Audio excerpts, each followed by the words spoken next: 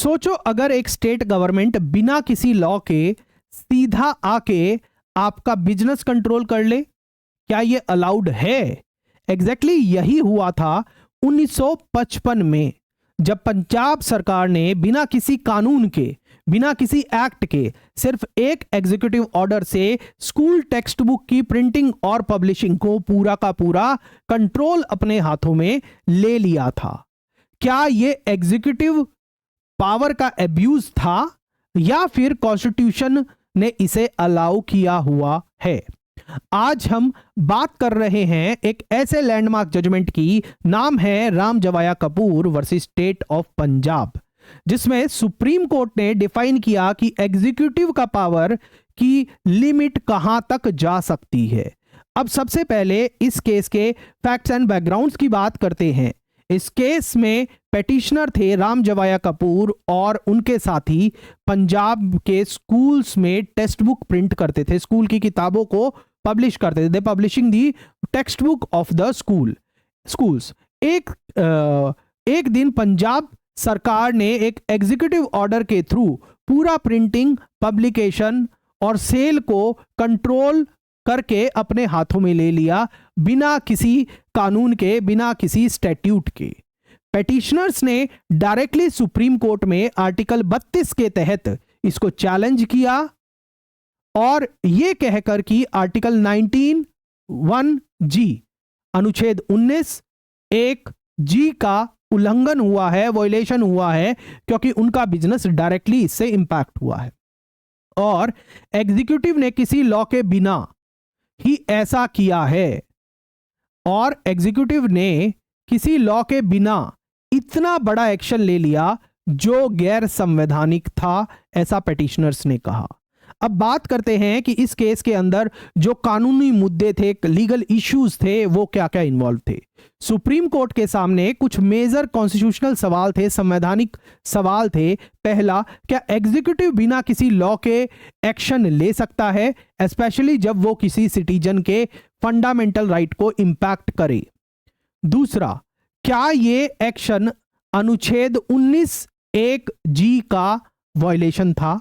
और तीसरा, अनुच्छेद 162 के तहत स्टेट एग्जीक्यूटिव को का जो पावर है, क्या सिर्फ लॉ बनाने के बाद ही शुरू होता है? लॉ बनाने से पहले क्या स्टेट एग्जीक्यूटिव के पास ऐसी कोई पावर नहीं है?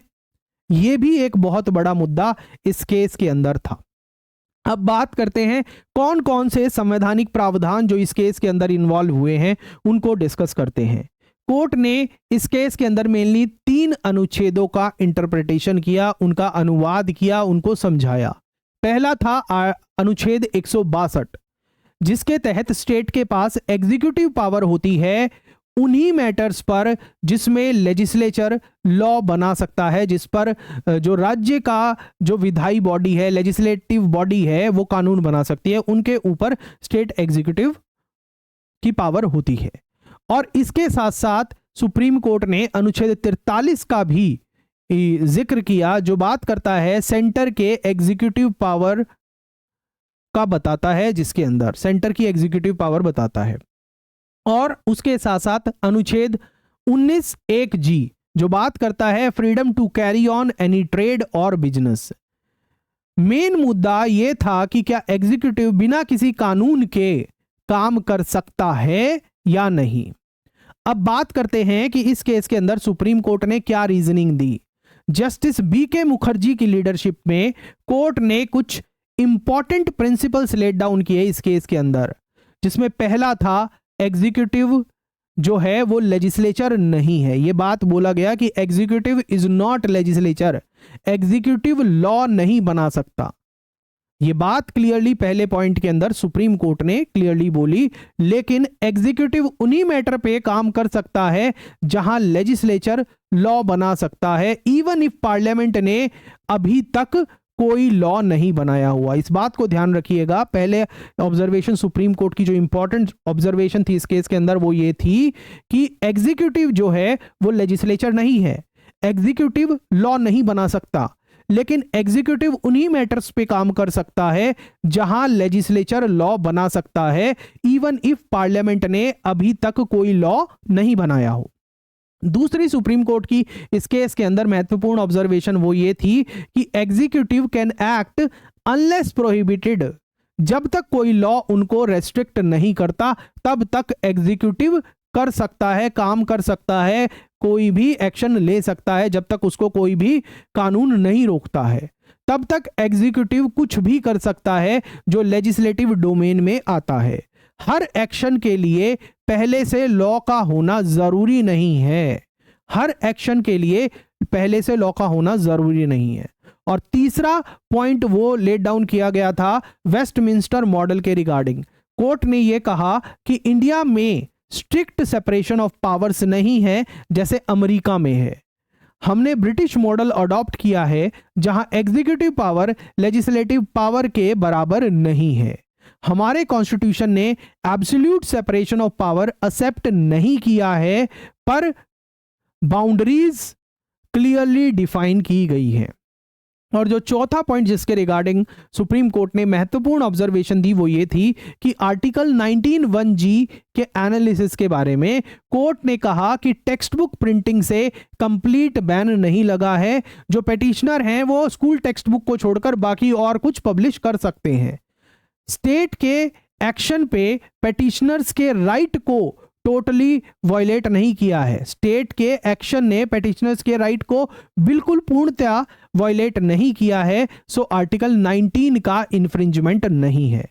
अब इस केस के अंदर कोर्ट ने क्या फाइनल जजमेंट दी और क्या लेट डाउन किया उसको समझते हैं। सुप्रीम कोर्ट ने पहली बात तो रामजवाया कपूर की और अदर्स की पेटिशन को डिसमिस कर दिया और कोर्ट ने बोला कि पंजाब गवर्नमेंट का एग्जीक्यूटिव ऑर्डर बिल्कुल वैलिड था। दूसरा, आर्टिकल 19(1) क्लॉज जी का यहां पर कोई वायलेशन नहीं हुआ है। और तीसरा, जब तक कोई लॉ एग्जीक्यूटिव को रोक नहीं रहा तब तक वो उस एरिया में काम कर सकता है। जब तक कोई लॉ एग्जीक्यूटिव को रोक नहीं रहा तब तक वो उस एरिया में काम कर सकता है। ये जजमेंट भारतीय संविधान के लिए एक माइलस्टोन बन गया है। केस का नाम याद रखिएगा, Ramjawaya Kapur versus state of Punjab. क्या आप इससे एग्री करते हैं? कमेंट सेक्शन के अंदर बताइएगा। अब बात करते हैं इस केस की सिग्निफिकेंस क्या है, इंपॉर्टेंस क्या है। पहली बात तो यह है कि इस केस ने एग्जीक्यूटिव पावर को क्लैरिफाई किया। एग्जीक्यूटिव तब भी एक्ट कर सकता है जब लेजिस्लेचर ने लॉ नहीं बनाया हो, but only in the primitive fields. दूसरा, लेजिस्लेचर का जो है वो अपर हैंड मेंटेन्ड रहेगा। अगर लेजिस्लेचर चाहे तो एग्जीक्यूटिव के एक्शन को रिवर्स या रेगुलराइज कर सकता है कानून बनाकर। और तीसरा, ये केस एक लैंडमार्क प्रेसिडेंट भी है। ये केस साइट किया गया था बहुत सारे फ्यूचर के जजमेंट्स जैसे कि एसआर बोम्मई केस 1994 का केस, AK रॉय का, कॉमन कॉज 2017 का केस। जुडिशरी एग्जाम्स के लिए इंपॉर्टेंट भी है ये केस इंडियन कॉन्स्टिट्यूशन में एग्जीक्यूटिव वर्सेस लेजिस्लेटिव रिलेशनशिप के पर्सपेक्टिव से। अब हम अपने डिस्कशन को कंक्लूड करते हैं। रामजवाया कपूर केस ने एक फंडामेंटल प्रिंसिपल एस्टेब्लिश किया है। वो क्या है? पहला, executive can act without law but not against the law. दूसरा, इस जजमेंट ने एग्जीक्यूटिव को एक फ्लेक्सिबल और रिस्पॉन्सिबल रोल दिया है हमारे संविधान के अंदर। जुडिशरी एस्पिरेंट्स और लॉ स्टूडेंट के लिए यह केस मस्ट लर्न है। अगर आपको यह ब्रेकग्राउंड समझ आया है तो कमेंट सेक्शन के अंदर यस जरूर लिखिएगा, यस JY या DLM जरूर लिखिएगा। लाइक, शेयर और सब्सक्राइब करें हमारे इस चैनल को। इंडिया का most trusted legal education platform के साथ कनेक्ट रहिएगा। स्टे ट्यून्ड नए लैंडमार्क केसेस, पावरफुल इंसाइट और डीप लर्निंग के साथ। अगर आपका कोई सवाल है या आप और किसी लैंडमार्क जजमेंट्स जो इंडियन कॉन्स्टिट्यूशन पर है इस चैनल पर डिस्कस करवाना चाहते हैं तो कमेंट सेक्शन के अंदर जरूर बताइएगा। और आपको ये हमारा प्रयास कैसा लग रहा है, अपनी फीडबैक भी जरूर दीजिएगा। हमारे साथ पर्सनलाइज तरीके से जुडिशरी एपीओ जेएलओ एग्जामिनेशन की तैयारी करना चाहते हैं ऑनलाइन माध्यम से, तो आप हमारी ऐप या फिर वेबसाइट दून लॉ मेंटर से हमारे कोर्सेज को एक्सप्लोर कर सकते हैं, ज्वाइन कर सकते हैं। मिलते हैं आपसे नेक्स्ट सेशन में। Thank you, God bless you.